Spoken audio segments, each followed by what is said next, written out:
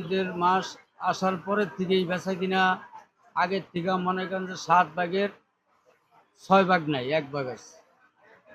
আর ঈদের আগে যেই মশলা বিক্রি করতাম, জিরা মশলা, সেটা এখন বর্তমানে মনে করেন যে একদিনে যে বিক্রি করতাম, মানে এটা 1 সপ্তাহ তা বিক্রি করতে পারতেছি না, কোনো ক্রেতা নেই। কিনবে ঠিক আছে, এখন অনেকে মনে করেন দেশে যাইব গা, টাকা এখানে দরকার নেই, দেশে যা করবে।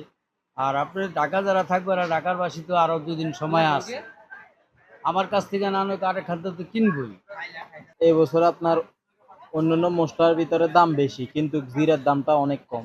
যেমন গেছে বছর জিরার কেজি ছিল আপনার 1000-এর উপরে, এই বছর 600 টাকা, 650 টাকা, 580 টাকা। জিরা আছে মোটামুটি। এলাচের দামটা অতিরিক্ত, গেছে বছর এলাচের কেজি আছিল 3500 টাকা, 3800 টাকা। এই বছর এলাচের কেজি 4800 টাকা, 5400 টাকা। অন্যান্য মশলার দাম এত ভারে নাই। লং, গোলমরিচ, এগুলো আপনার গেছে বছরের থেকে এই বছরের দাম একটু বেশি, এত বেশি না, মানে কেজি প্রতিতে 200 টাকার মতো বেশি আর কি। গেছে বছর লবঙ্গর কেজি আছিল 1200 টাকা, এবছর 1400 টাকা। গেছে বছর গোলমরিচের কেজি আছিল 1000 টাকা, এবছর 1200 টাকা। দারচিনি কেজি আছিল 450 টাকা, এবারে 500 টাকা। অন্যান্য প্রোডাক্টের দাম কম আছে কালকা, যেমন আলু বকরার দাম এবার আবার বেশি। গেছে বছর আছিল 480 টাকা, এবছর 1400 টাকা।